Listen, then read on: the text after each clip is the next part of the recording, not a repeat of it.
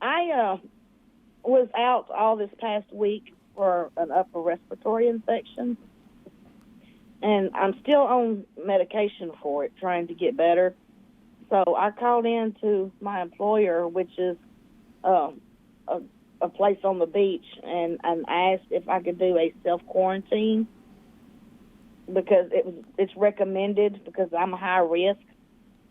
And after inquiring, they let me know that I was basically laid off.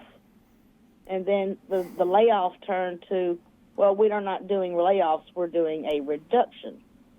So does that mean that I am on a temporary layoff, or is their reduction their polite way of saying you're fired?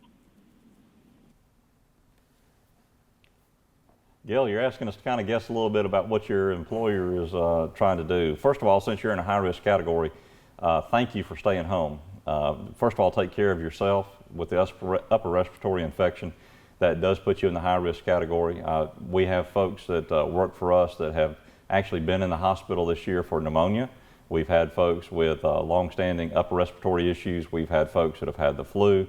All of those folks push themselves off into the realm of being in the high-risk category for the coronavirus. And so if you're traveling from Washington County down into the area, we didn't want to know your employer, so thank you for not mentioning your employer's name. Probably what you need to do is call your employer tomorrow and say, well, exactly what does that mean? With this new federal law that's coming out, there might be some relief that's available to you separately under that. And then also, you need to make the determination whether or not to go ahead and file for unemployment. I think that's what they were telling you, is it's a polite way of saying we're reducing our workforce at this point. There's no need for you to come back. They're not officially firing you, but they're reducing you or laying you off. So yes, that is a firing, and I think that's enough to file for unemployment benefits.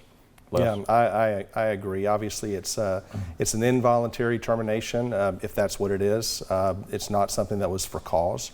I think, unfortunately, we're probably going to see a lot of employers have to make the very tough decision of cutting back in order to be able to maintain and stay afloat.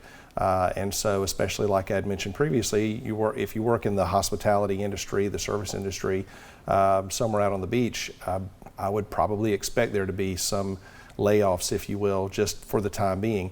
But like Larry said, whenever you have a layoff like that, first thing I would do, if that's what it's going to be, then I would call and apply for unemployment insurance or unemployment benefits.